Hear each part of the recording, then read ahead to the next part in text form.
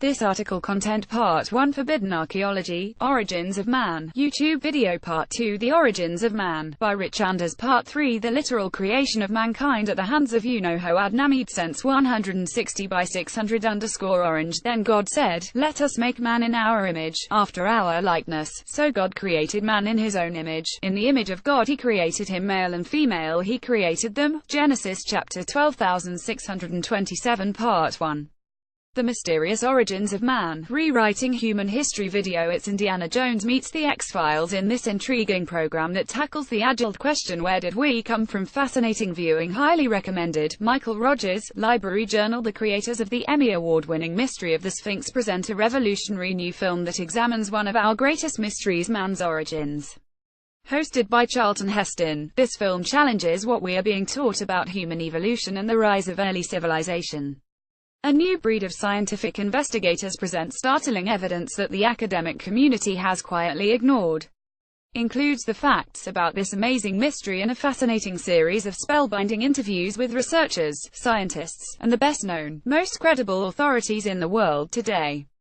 Now on DVD in a new 3-DVD special edition, loaded with bonus features and interviews. Blame the aggressive religions for hiding the real history from us. They killed, tortured millions in God's name in order to advance their teachings about humanity, of course in cooperation with politics. Visitors comment Part 2. The Origins of Man by Rich Anders on December 27, 2002 Drive. Bridget Bislier, CEO of a company called Creat, gave a press conference in Hollywood, Florida. She stunned the world with the announcement that the first human clone had been born one day earlier. Allegedly, the baby girl is in good health. Being the first of a kind human, she is called Eve. Dr. Bislier claimed that 10 implants had been made and 5 of these resulted in normal pregnancies.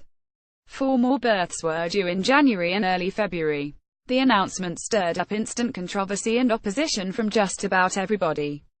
Physicians in the race to be the first to produce clone humans denounced Creat and pointed out that this company has not done any research with animals, nor has it published scientific papers about any such work.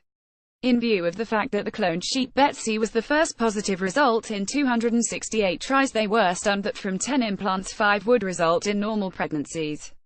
The ethical aspect of cloning humans was discussed publicly, and scathing comments condemned Drive Bislier and her team. Adding to the controversy was another aspect of this situation, which was a major blow for every respectable scientist.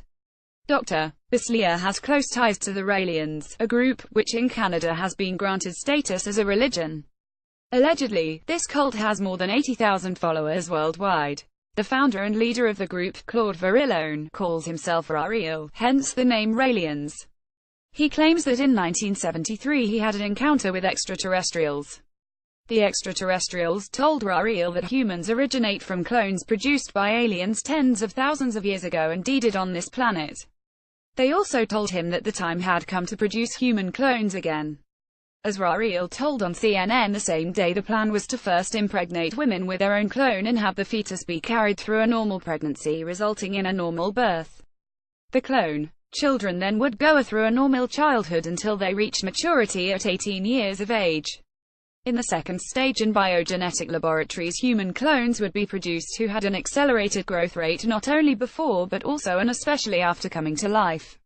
Rael said he believes that eventually fully grown human clones could be produced in the course of several hours. He added that such clones would be just like a vehicle in need of a driver because there was no way to produce a developed spirit. This aspect Rael considers to be an advantage because he envisions that in future the ones participating in this program could reach a kind of immortality.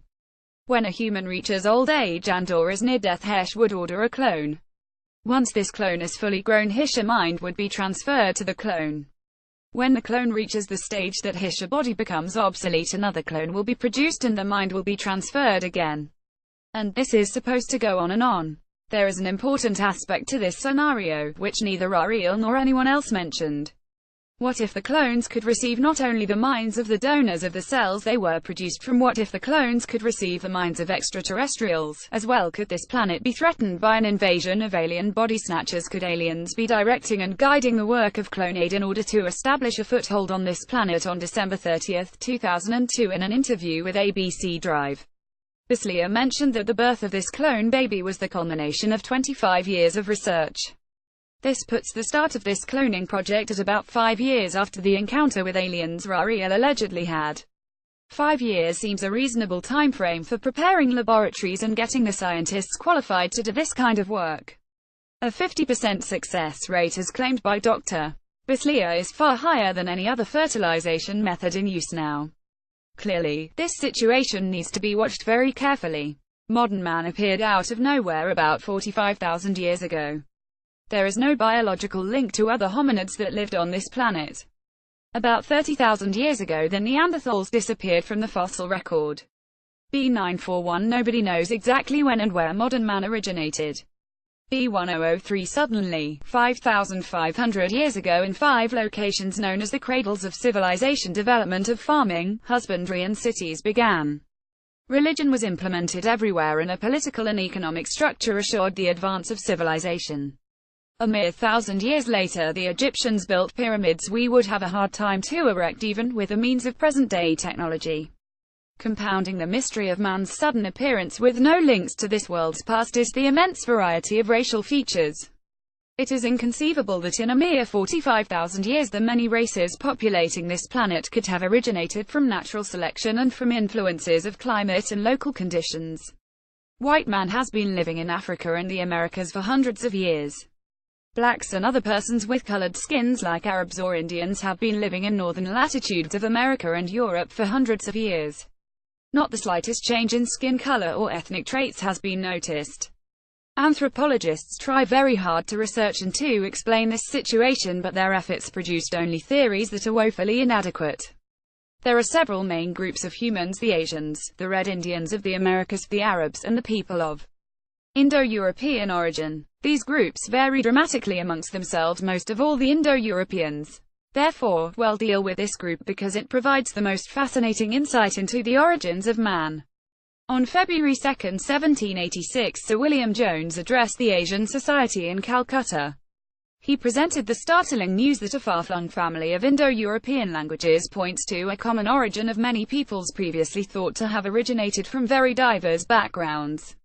With this speech he uncovered the biggest enigma of anthropology. While a common linguistic background was found for approximately half this world's population ranging from India to Iceland, their appearances differ dramatically. To date, nobody has been able to provide an explanation for the differences in racial traits between the peoples who have Indo-European as a common original language. Just as enigmatic is the fact that nowhere any artifacts or remnants of an Info-European culture could be found so far. By detective work based on languages, it is assumed that the Indo-Europeans originated somewhere to the north of the Black Sea. From there they spread, populating the lands from India to Iceland. This is as much as we know. Looking at the mysterious origins of the Indo-Europeans under the aspect of a large-scale production of humans in biogenetic laboratories could provide the explanation anthropologists have sought so long in vain. The most important criteria are twofold: can many humans be produced in a short time, and can these humans be produced with very different racial appearances? Up to December 28, 2002, nobody would even have asked the question. Then Rariel, the leader of the Raelians, casually mentioned that in Phase 2 of the human cloning project, human clones will be produced in the course of several hours. From inception to the finished product of a human being, a few short hours would be enough to do the job. Commentators on TV hardly took notice of this statement. Yet it could be the most important aspect of the cloning controversy raging today. Nobody ever spoke, and nobody probably even thought of the possibility to produce human clones in such a short time except Rariel.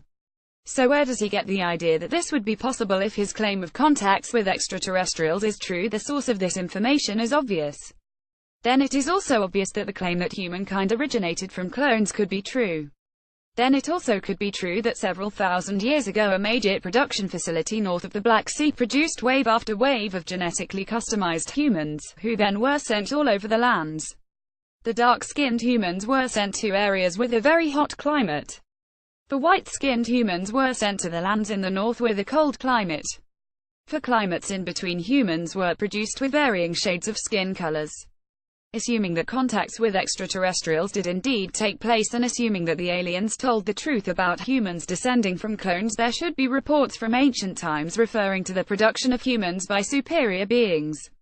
There is indeed direct reference to the production of humans in Sumerian and Babylonian traditions. The gods produced humans as servants destined to fulfill the needs of their creators. In the Sumerian epic of Gilgamesh, even a specific case of producing a human is reported. This epic provides many interesting details about the time when Gilgamesh was the king of the Sumerian city of Uruk around 2500 BC. He was the child of a union between a goddess and a human. The goddess, Inanna, in Akkad and Babylon known as Ishtar, had given him the kingship. Over time Gilgamesh became intolerably obnoxious, molesting men and women alike sexually, and the human population begged the gods to do something about it. The gods then produced Enkidu, fully grown, custom designed to meet the needs of Gilgamesh in every respect. This man became the close companion and lover of Gilgamesh, whom he kept so busy that the rest of the population got a much-needed respite. Assyrian Tree of Life. Genetic engineering is relatively new, but it has brought very impressive results already. From cloning a human to genetically custom designing the finished product may only be a small step. As there is very little information referring to an artificial production of humans, it is necessary to investigate the very appearance of humans and the circumstances accompanying it. Allegedly, the aliens told Rariel that 25,000 years ago extraterrestrials produced human clones who then were seeded all over the planet. There is no evidence that at that time extraterrestrials or humans appeared in large numbers on this planet. In the fossil record, humans appear approximately 50,000 years ago. Also, there is overwhelming evidence that 5,500 years ago aliens who called themselves the gods invaded this planet and occupied it until about 3,500 years ago. It is interesting to note that in Japan and in Yucatan there was a human population before the gods landed. When the gods arrived about 5,500 years ago, they brought along and produced a new, more advanced version of humans. In both cases a dual society with different languages for the ruling class and the servants developed. The original humans became the servants of the newly arrived at produced humans and the gods. Approximately 3,500 years ago a major cataclysm struck the planet. The most violent volcanic explosion of the last 10,000 years destroyed the island of Thera. The entire Mediterranean was devastated. In Greece, this event caused a huge flood, remembered still as Deucalion's flood, because he and his wife were the only gods to survive. For 3,500 years alien gods could not exist on the surface of this planet. The cloning project of Rariel and Clonaid could be an attempt to change that. Rariel said the aliens who contacted him were about 4 feet tall. It is interesting to note that one set of the gods of antiquity was quite short.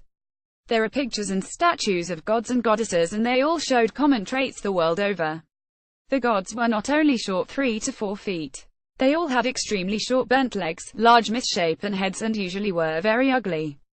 Ptah, Egyptian god of creation; Bes, Egyptian god of love and birth; Thor, Germanic god of thunder; Polynesian gods; Aztec bat god Kuakukli Moku; Hawaiian war god Adina god; Maya god. There is a second set of gods, and these look like humans, only better. These are the gods of Greece, the deities of Egypt, etc.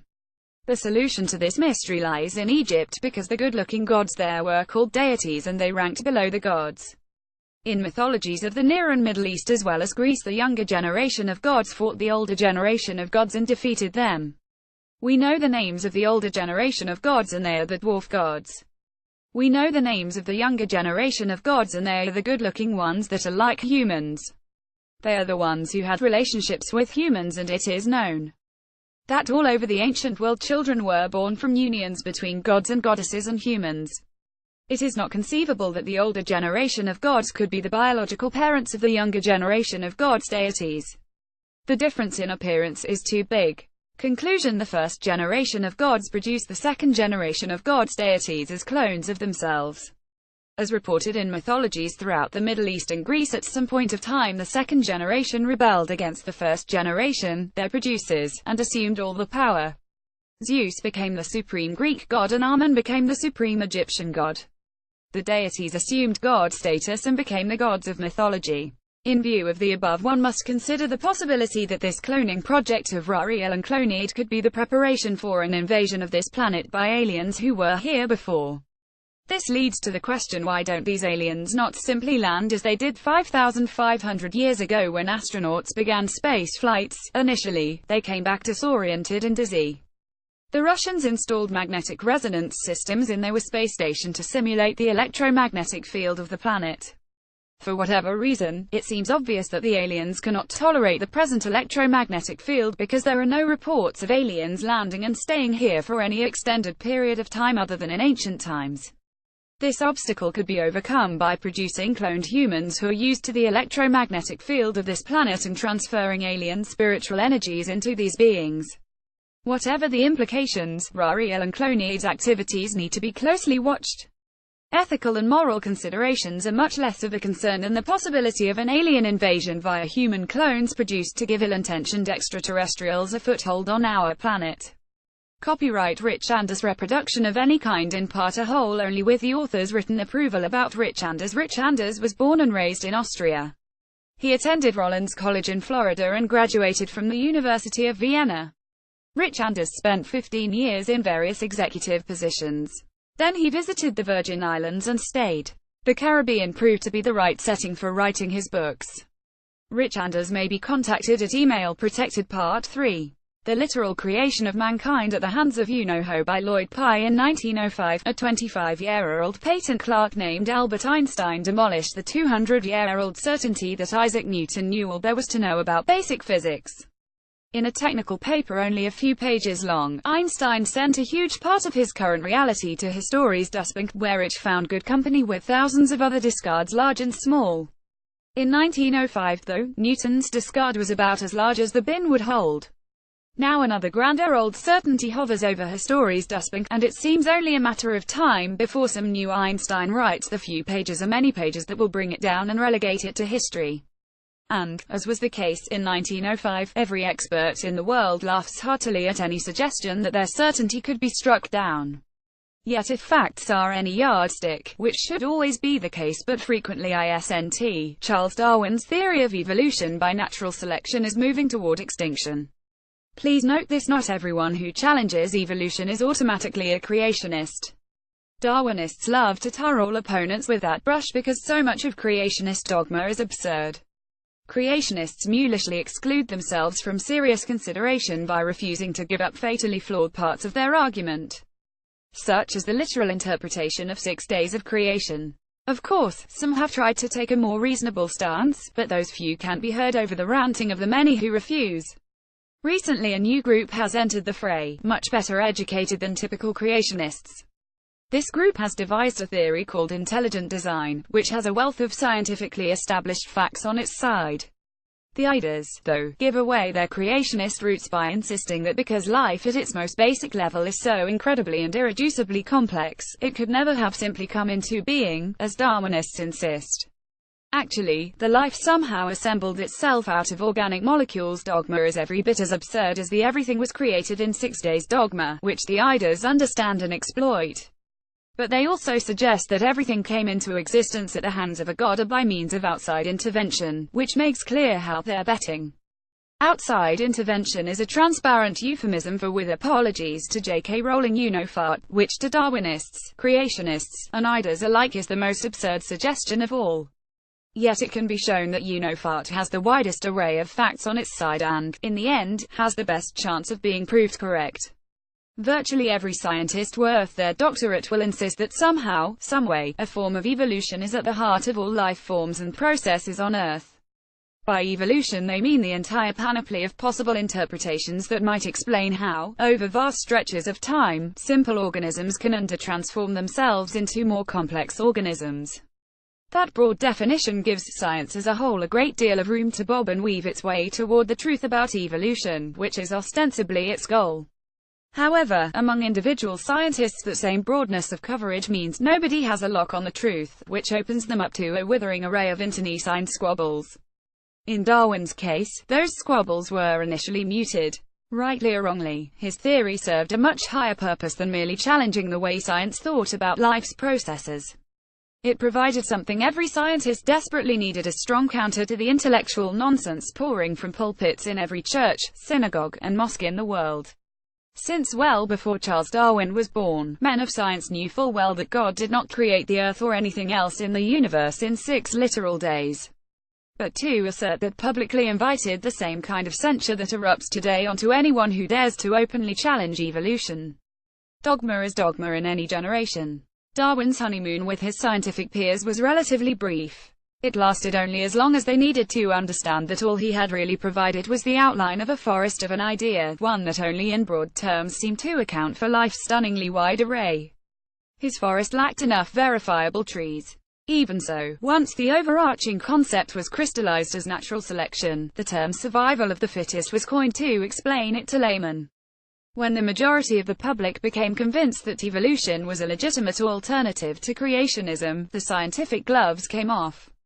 Infighting became widespread regarding the trees that made up Darwin's forest. Over time, scientists parsed Darwin's original forest into more different trees than he could ever have imagined. That parsing has been wide and deep, and it has taken down countless trees at the hands of scientists themselves. But despite such thinning, the forest remains upright and intact. Somehow, someway, there is a completely natural force at work governing all aspects of the flow and change of life on Earth. That is the scientific mantra, which is chanted religiously to counter every creationist, and now intelligent design, challenge to one or more of the rotten trees that frequently become obvious. Even Darwin realized the data of his era did not provide clear-cut evidence his theory was correct.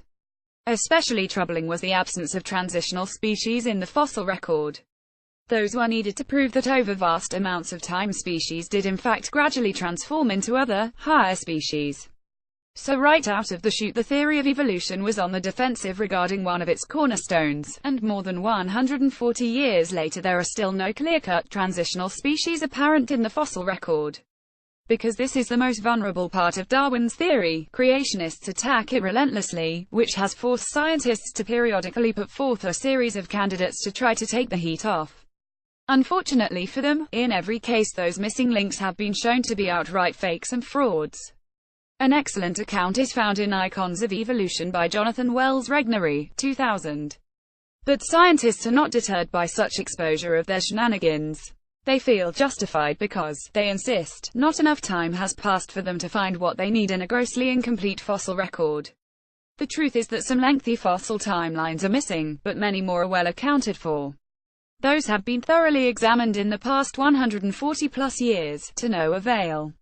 In any other occupation, a 140-year-long trek up a blind alley would indicate a wrong approach has been taken. But not to scientists. They blindly continue forward, convinced of the absolute rightness of their mission, and confident their fabled missing link could be found beneath the next overturned rock. Sooner or later, they believe, one of their members will uncover it, so they all work in harmonious concert toward that common goal. Individually, though, it's every man or woman for themselves. Plants and animals evolve, all right. How do they evolve? By gradual but constant changes influenced by adaptive pressures in their environment that cause physical modifications to persist if they are advantageous. Can you specify the kind of gradual change you're referring to? In any population of plants or animals, over time random genetic mutations will occur. Most will be detrimental, some will have a neutral effect, and some will confer a selective advantage, however small or seemingly inconsequential it might appear. Really, but would the overall population have a gene pool deep enough to absorb and dilute even a large change, or would a small change rapidly disappear? Well, yes, it probably would. But not in an isolated segment of the overall population. An isolated group would have a much shallower gene pool, so positive mutations would stand a much better chance of establishing a permanent place in it. Really, what if that positive mutation gets established in the isolated group, then somehow the isolated group gets back together with the main population, poof, the mutation will be absorbed and disappear? Well, maybe. So let's make sure the isolated population can get back with the main group until crossbreeding is no longer possible. How would you do that? Put a mountain range between them, something impossible to cross.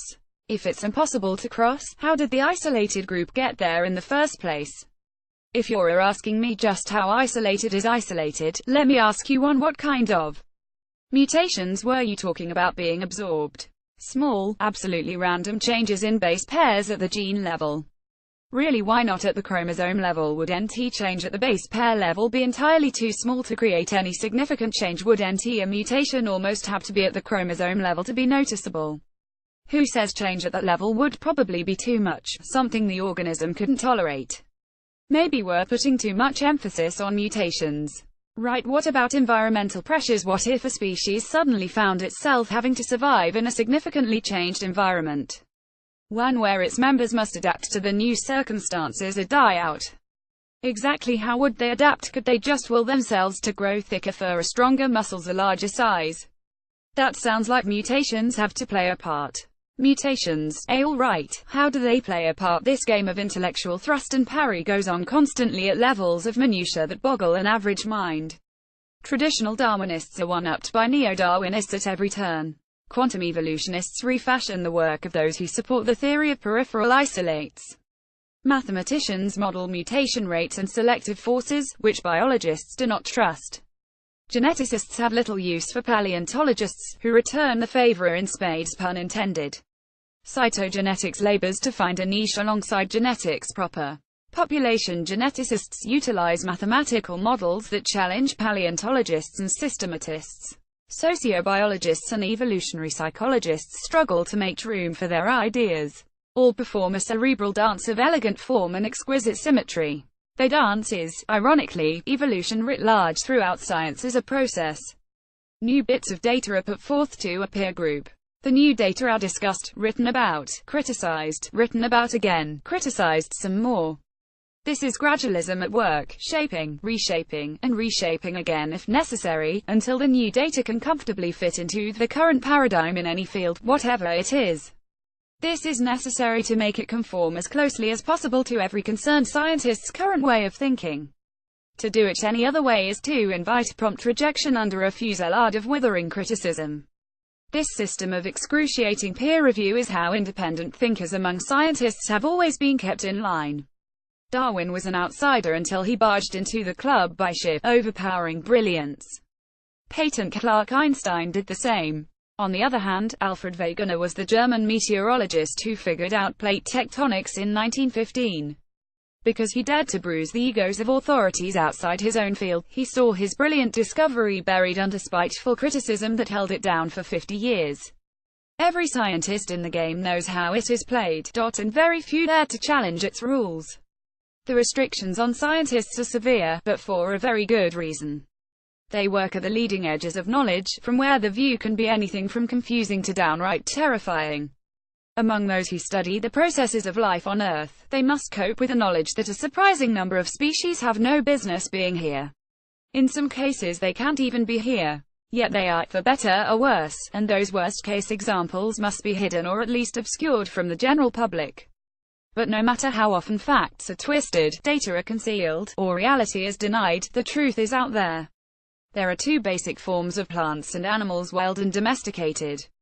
The wild ones far outnumber the domesticated ones, which may explain why vastly more research is done on the wild forms. But it could just as easily be that scientists shy away from the domesticated ones because the things they find when examining them are so far outside the accepted evolutionary paradigm. Nearly all domesticated plants are believed to have appeared between 10,000 and 5,000 years ago, with different groups coming to different parts of the world at different times. Initially, in the so-called Fertile Crescent of modern Iraq, Syria, and Lebanon came wheat, barley, and legumes, among others. Later on, in the Far East, came wheat, millet, rice, and yams. Later still, in the New World, came maize, corn, peppers, beans, squash, tomatoes and potatoes. Many have wild predecessors that were apparently a starting point for the domesticated variety, but others, like many common vegetables, have no obvious precursors. But for those that do, such as wild grasses, grains, and cereals, how they turned into wheat, barley, millet, rice, etc., is a profound mystery. No botanist can conclusively explain how wild plants gave rise to domesticated ones. The emphasis there is on conclusively. Botanists have no trouble hypothesizing elaborate scenarios in which Neolithic New Stone Age farmers somehow figured out how to hybridize wild grasses and grains and cereals, not unlike Gregor Mendel when he crossbred pea plants to figure out the mechanics of genetic inheritance. It all sounds so simple and so logical, almost no one outside scientific circles ever examines it closely. Gregor Mendel never bred his pea plants to be anything other than pea plants. He created short ones, tall ones, and different colored ones, but they were always pea plants that produce peas. pea plants are a domesticated species, too, but that is irrelevant to the point to be made here. On the other hand, those Stone Age farmers who were fresh out of their caves and only just beginning to turn soil for the first time as the official scenario goes, somehow managed to transform the wild grasses, grains, and cereals growing around them into their domesticated cousins. Is that possible only through a course in miracles? Actually, it requires countless miracles within two large categories of miracles. The first was that the wild grasses and grains and cereals were useless to humans. The seeds and grains were maddeningly small, like pepper flakes or salt crystals, which put them beyond the grasping and handling capacity of human fingers. They were also hard, like tiny nutshells, making it impossible to convert them to anything edible. Lastly, the chemistry was suited to nourishing animals, not humans. So wild varieties were entirely too small, entirely too tough, and nutritionally inappropriate for humans. They needed to be greatly expanded in size, greatly softened in texture, and overhauled at the molecular level, which would be an imposing challenge for modern botanists, much less Neolithic farmers. Despite the seeming impossibility of meeting those daunting objectives, modern botanists are confident the first sodbusters had all they needed to do it: time and patience. Over hundreds of generations of selective crossbreeding, they consciously directed the genetic transformation of the few dozen that would turn out to be most useful to humans. And how did they do it? By the astounding feat of doubling, tripling, and quadrupling the number of chromosomes in the wild varieties. In a few cases they did better than that. Domestic wheat and oats were elevated from an ancestor with 7 chromosomes to their current 42, expansion by a factor of 6. Sugarcane expanded from a 10-chromosome ancestor to the 80-chromosome monster it is today, a factor of 8. The chromosomes of others, like bananas and apples, only multiplied by factors of 2 or 3, while peanuts, potatoes, tobacco and cotton, among others, expanded by factors of 4. This is not as astounding as it sounds because many wild flowering plants and trees have multiple chromosome sets. But that brings up what Charles Darwin himself called the abominable mystery of flowering plants. The first ones appear in the fossil record between 150 and 130 million years ago, primed to multiply into over 200,000 known species. But no one can explain their presence because there is no connective link to any form of plants that preceded them. It is as if, dare I say it, they were brought to Earth by something akin to fart. If so, then it could well be they were delivered with a built-in capacity to develop multiple chromosome sets, and somehow our Neolithic forebears cracked the codes for the ones most advantageous to humans. However the codes were cracked, the great expansion of genetic material in each cell of the domestic varieties caused them to grow much larger than the wild ancestors. As they grew, their seeds and grains became large enough to be easily seen, picked up, and manipulated by human fingers. Simultaneously, the seeds and grains softened to a degree where they could be milled, cooked, and consumed. And at the same time, their cellular chemistry was altered enough to begin providing nourishment to humans who ate them. The only word that remotely equates with that achievement is miracle. Of course, miracle implies there was actually a chance that such complex manipulations of nature could be carried out by primitive yeomen in 8 geographical areas over 5,000 years. This strains credulity because in each case in each area someone had to actually look at a wild progenitor and imagine what it could become, or should become, or would become. Then they had to somehow ensure that their vision would be carried forward through countless generations that had to remain committed to planting, harvesting, culling, and crossbreeding wild plants that put no food on their tables during their lifetimes, but which might feed their descendants in some remotely distant future. It is difficult to try to concoct a more unlikely, even absurd, scenario, yet to modern-day botanists it is a gospel they believe with a fervor that puts many six-day creationists to shame. Why? Because to confront its towering absurdity would force them to turn to fart for a more logical and plausible explanation. To domesticate a wild plant without using artificial, i.e. genetic manipulation, it must be modified by directed crossbreeding, which is only possible through the efforts of humans. So the equation is simple. First, wild ancestors for many but not all domestic plants to seem apparent. Second, most domesticated versions did appear from 10,000 to 5,000 years ago. Third, the humans alive at that time were primitive barbarians. Fourth, in the past 5,000 years no plants have been domesticated that are nearly as valuable as the dozens that were created by the earliest farmers all around the world. Put an equal sign after those four factors and it definitely does not add up to any kind of Darwinian model.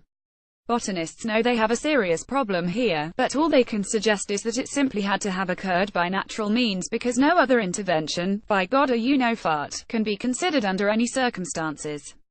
That unwavering stance is maintained by all scientists, not just botanists, to exclude overwhelming evidence such as the fact that in 1837 the Botanical Garden bin Rasin St.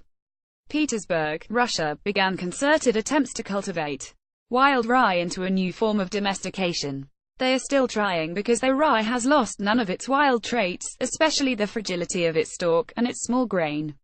Therein lies the most embarrassing conundrum botanists face.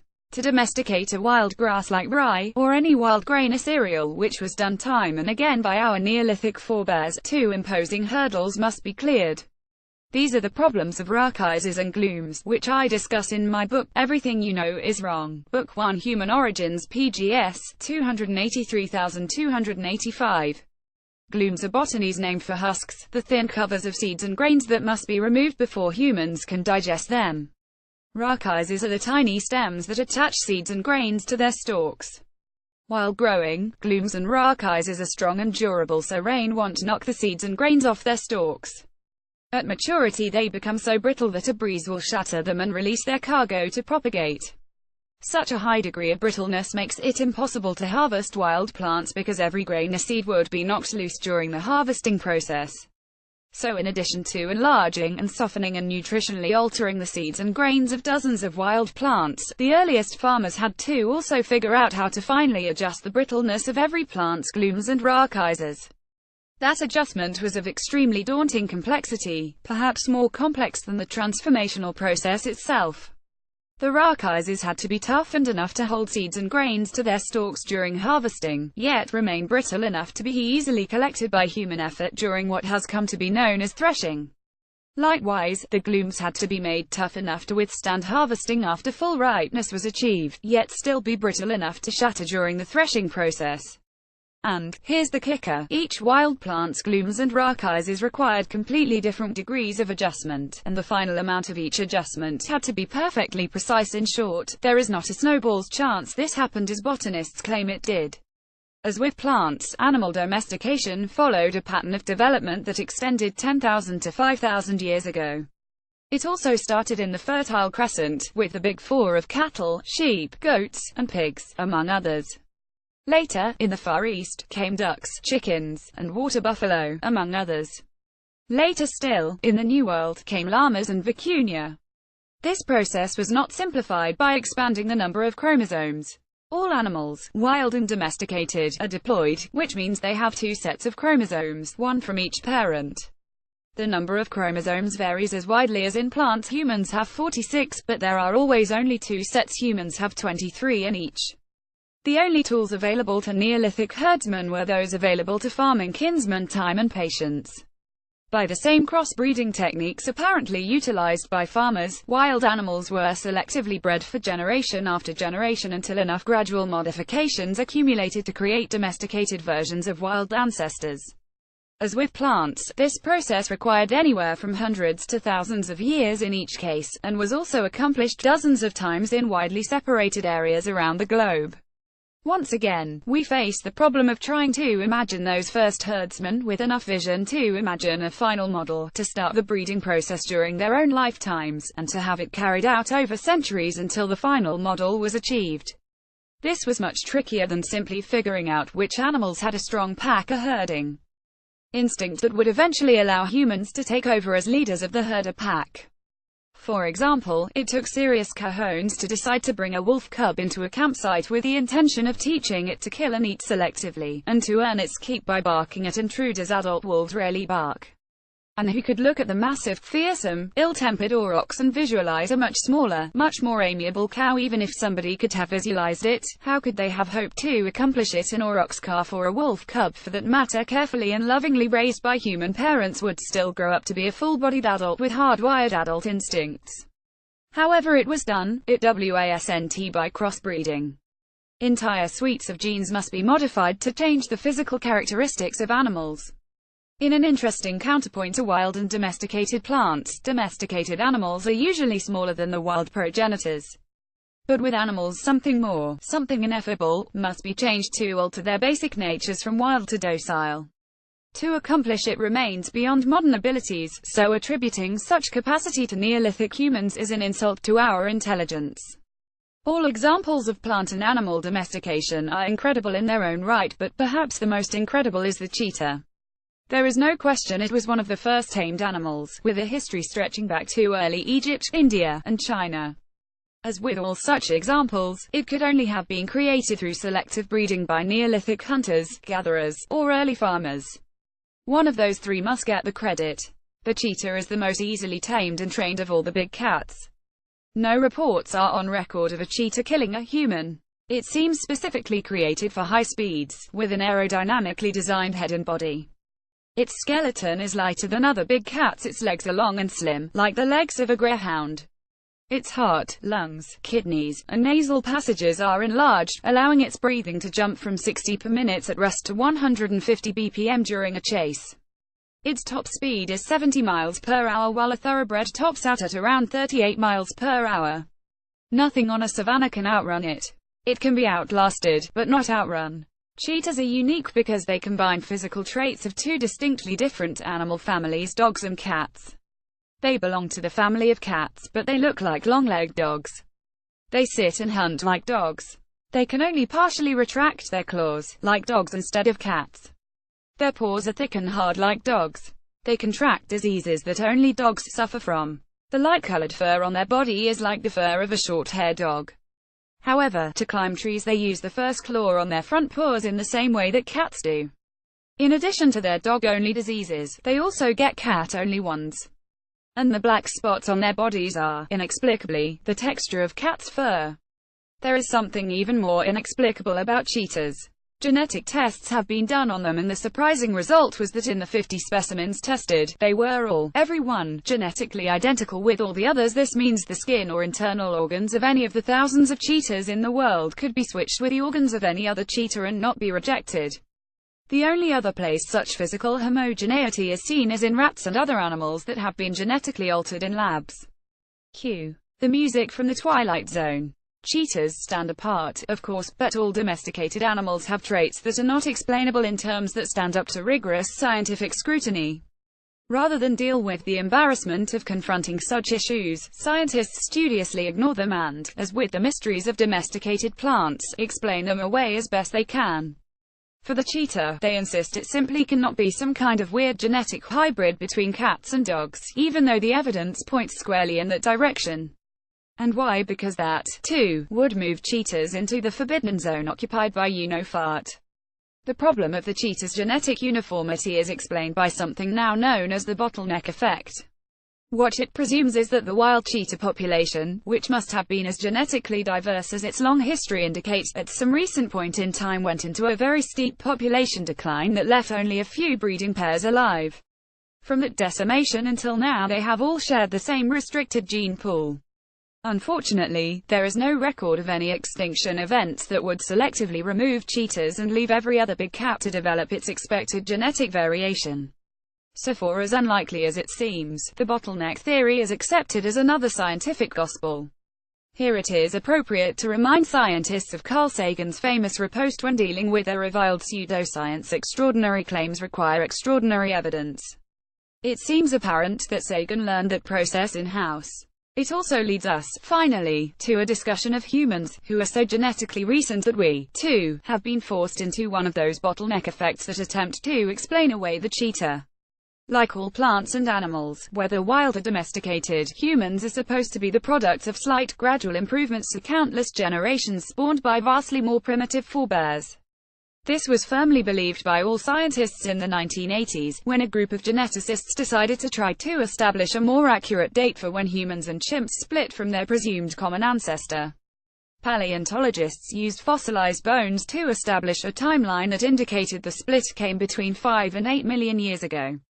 That wide bracket could be narrowed, geneticists believed, by charting mutations in human mitochondrial DNA, small bits of DNA floating outside the nuclei of our cells. So they went to work collecting samples from all over the world. When the results were in, none of the geneticists could believe it. They had to run their samples through again and again to be certain. Even then, there was hesitancy about announcing it. Everyone knew there would be a firestorm of controversy, starting with the paleontologists, who would be given the intellectual equivalent of a black eye and a bloody nose, and their heads dunked into a toilet for good measure. This would publicly embarrass them in a way that had not happened since the Piltdown hoax was exposed. Despite the usual scientific practice of keeping a lid on data that radically differed with the current paradigm, the importance of this new evidence finally outweighed of concern for the image and feelings of paleontologists. The geneticists gathered their courage and stepped into the line of fire, announcing that humans were not anywhere near the official age range of 8 to 5 million years old. Humans were only about 200,000 years old. As expected, the howls of protest were deafening.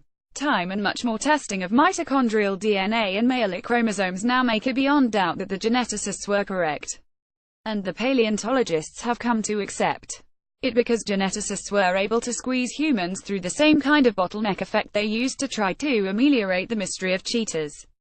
By doing so, they left paleontologists able to still insist that humans evolved from primitive forebears walking upright on the savannas of Africa as long as 5 million years ago, but between 100,000 and 200,000 years ago something happened to destroy nearly all humans alive at the time, forcing them to start reproducing again from a small population of survivors. That the something remains wholly unknown is a given, although creationists wildly wave their hands like know-it-alls at the back of a classroom, desperate to suggest it was the Great Flood. But because they refuse to move away from the biblical timeline of the event in the range of 6,000 years ago, nobody can take them seriously. Still, it seems the two sides might work together productively on this crucial issue. If only. Apart from disputes about the date and circumstances of our origin as a species, there are plenty of other problems with humans. Like domesticated plants and animals, humans stand well outside the classic Darwinian paradigm. Darwin himself made the observation that humans were surprisingly like domesticated animals. In fact, we are so unusual relative to other primates that it can be solidly argued we do not belong on Earth at all, that we are not even from Earth because we do not seem to have developed here. We are taught that by every scientific measure humans are primates very closely related to all other primates, especially to chimpanzees and gorillas. This is so ingrained in our psyches it seems futile to even examine it, much less challenge it. But we will. Bones. Human bones are much lighter than comparable primate bones. For that matter, our bones are much lighter than the bones of every pre-human ancestor through Neanderthal. The ancestor bones look like primate bones, modern human bones do not. Muscle. Human muscles are significantly weaker than comparable muscles in primates.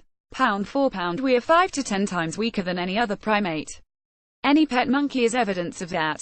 Somehow getting better made us much weaker. Skin. Human skin is not well adapted to the amount of sunlight striking Earth. It can be modified to survive extended exposure by greatly increasing melanin, its dark pigment at its surface, which only the black race has achieved.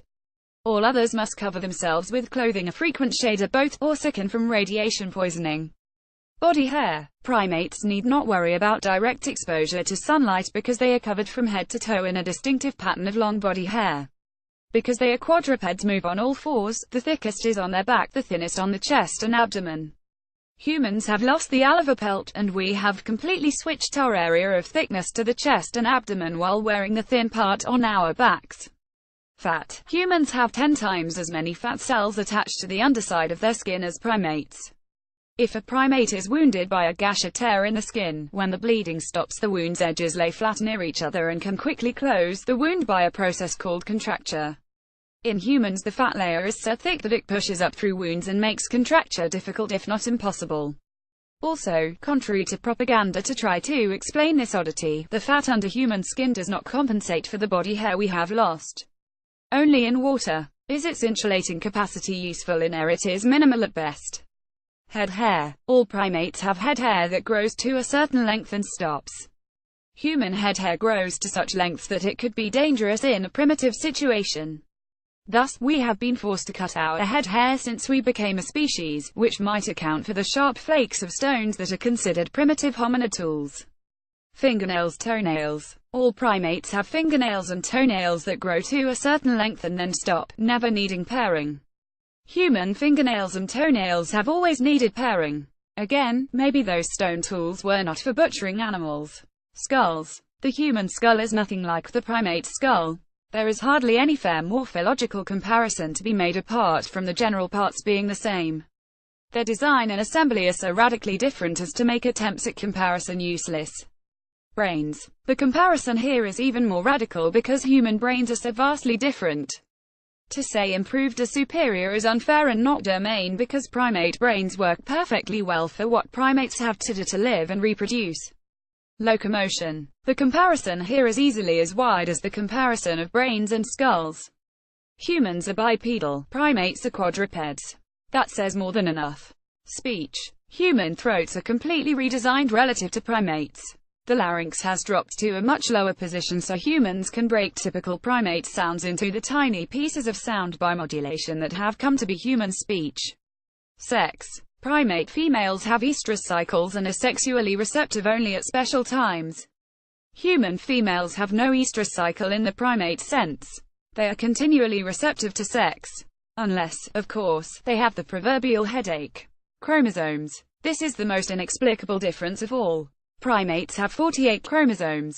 Humans are considered vastly superior to them in a wide array of areas, yet somehow we have only 46 chromosomes. This begs the question of how could we lose 2 full chromosomes, which represents a lot of DNA, in the first place, and in the process, how could we become so much better? Nothing about it makes logical sense.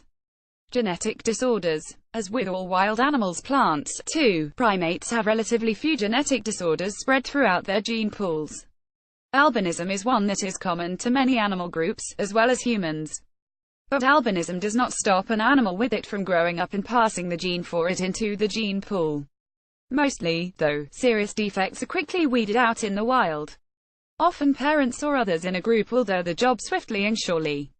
So wild gene pools stay relatively clear. In contrast, humans have over 4,000 genetic disorders, and several of those will absolutely kill every victim before reproduction is possible. This begs the question of how such defects could possibly get into the human gene pool in the first place, much less how do they remain widespread genetic relatedness. A favorite Darwinist statistic is that the total genome or the DNA of humans differs from chimps by only 1% and from gorillas by 2%. This makes it seem as if evolution is indeed correct and that humans and primates are virtually kissing cousins. However, what they don't stress is that 1% of the human genome's 3 billion base pairs is 30 million base pairs, and to any fart that can adroitly manipulate genes, 30 million base pairs can easily add up to a tremendous amount of difference.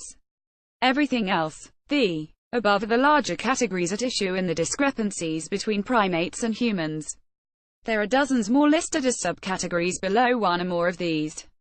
To delve deeper into these fascinating mysteries, check The Scars of Evolution by Elaine Morgan, Oxford University Press, 1990. Her work is remarkable, and for a more in-depth discussion of the mysteries within our genes and in those of domesticated plants and animals, I cover it extensively in Everything You Know Is Wrong, available only by ordering through www.iluniverse.com, not Amazon. When all of the above is taken together, the inexplicable puzzles presented by domesticated plants, domesticated animals, and humans, it is clear that Darwin cannot explain it, modern scientists cannot explain it, not creationists nor intelligent designers. None of them can explain it because it is not explainable in only earthbound terms. We will not answer these questions with any degree of satisfaction until our scientists open their minds and squelch their egos enough to acknowledge that they do not, in fact, know much about their own backyard. Until that happens, the truth will remain obscured. My personal opinion, which is based on a great deal of independent research in a wide range of disciplines relating to human origins, is that ultimately Charles Darwin will be best known for his observation that humans are essentially like domesticated animals. I believe what Darwin observed with his own eyes and research is the truth, and modern scientists would see it as clearly as he did if only they had the motivation, or the courage, to seek it out. But for now they don't, so until then we can only poke and prod at them in the hope of someday getting them to notice our complaints and address them. In order to poke and prod successfully, more people have to be alerted to the fact that another scientific fraud is being perpetrated. Later editions of Icons of Evolution will discuss the current era when scientists ridiculed, ignored, or simply refused to deal with a small mountain of direct, compelling evidence that outside intervention has clearly been at work in the genes of domesticated plants, animals, and humans. Fart has left traces of their handiwork all over our bodies, all through our gene pools, and all that will be required is for a few insiders to break ranks with their brainwashed peers. Look to the younger generation. Without mortgages to pay, families to raise, and retirements to prepare for, they can find the courage to act on strong convictions. Don't expect it of anyone over 40, possibly even 30. But somewhere in the world the men and women have been born who will take Darwinism down and replace it with the truth. The fat lady is nowhere in sight, but that doesn't mean SHES not suiting up. Copyright Lloyd Pye, http www.lloydpye.com articles.html all rights reserved. Reprinted with permission about Lloyd Pye. Lloyd Pye was born in 1946 in Louisiana. He grew up in the small town of Amite, where he was a star running back, receiver, and punter on a state championship football team. That led to a football scholarship to Tulane University in New Orleans, where he was a running back and nationally ranked punter before graduating in 1968 with a BS in psychology. After graduating from Tulane, he joined the U.S. Army and became a military intelligence agent performing routine background checks throughout northern Georgia. Based out of 3rd Army Headquarters in Atlanta, he was never a spy or anything like that, although on orders he did infiltrate a few student rallies at the University of Georgia during the era of SDS, when J. Edgar Hoover saw a student radical behind every bushy beard. His experience at that was more comical than serious, which taught him that black ops were not his forte. It was during this time that Mr. Pye began a serious independent study of all aspects of human evolution. By the time he was 30, his studies led him to conclude humans could not possibly have evolved on Earth according to the prevailing Darwinian paradigm.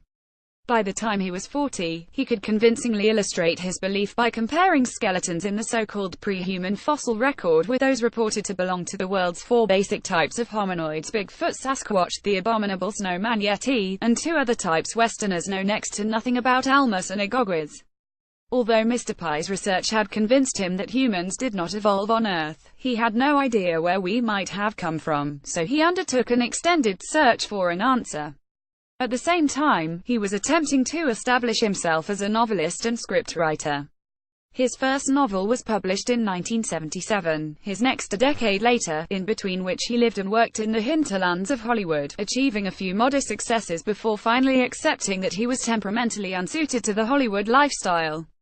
Still pursuing his human origins research, in 1990 Mr. Pye got lucky enough to stumble onto the work of Zecharia Sitchin, whose brilliant, monumental research into the historical writings of the ancient Sumerians provided the fact-based answers to human development that he had been seeking. In every way Mr. Pye could think to judge it, Mr. Sitchin's research appeared unimpeachable, so it became the bedrock of correctness that he had been seeking, a genuine turning point in his life and in his career as a writer. Realizing his own hominoid research provided a front-end to Mr. Sitchin's research into all aspects of the Sumerian culture, and that Mr. Sitchin's work provided a back-end to his own extensive research into hominoids. In 1990 Mr. Pye began working to find a way to fuse the two together. Everything You Know Is Wrong, Book 1 Human Origins is the result of that fusion. And due to Mr. Pye's many years as a fiction writer, it is constructed like no other purely non-fiction text of its kind. It is designed much like a whodunit, with a sequential, clue-by-clue development of the storyline that allows readers to try to anticipate and figure out what comes next. Everything You Know Is Wrong Book 1 Human Origins is highly informative, continually entertaining, and downright fun to read. But more than that, it plausibly and convincingly answers some of the most profound questions we can ask of ourselves. Who are we? Why are we here? And most important of all, are we alone? So Mr. Pye hit the interstates in an old Buick Roadmaster to bring his book and his message to the public. With no training at all as a platform speaker, he was rapidly and widely acclaimed as one of the very best in the entire field of alternative knowledge. Because of the notoriety he generated with his whirlwind tour promoting EYKIW, in February of 1999 a couple in West Texas contacted him about a peculiar artifact they owned. It was a genuine bone skull that weighed half as much as a normal human skull and looked nothing like one. However, it looked very much like a skull that would fit inside the head of a so-called grey alien. They asked Mr. Pi if he would examine their highly anomalous artifact. He agreed to do so and was immediately blown away by how far it was from the human norms in every dimension he knew how to evaluate. He told them he felt it was very likely not a natural deformity and not entirely human. They asked him to undertake the task of getting the skull scientifically tested to determine its genetic pedigree. He agreed to do so, which meant stopping his all-out campaign to promote EYKIW. The 900-year-old skull has come to be known as the Starchild skull. It has been publicized around the world through the Learning Channel, Animal X, Extra on Globo TV, and in a wide range of print media. Its genetic heritage should be determined by the middle of 2003. Regular updates about it are posted at www.starchildproject.com. Starchild and Lloyd Pye were featured in a recent National Geographic episode of their show Is It Real? The episode is Ancient Astronauts, and can be found in any location by checking the National Geographic cable channel website.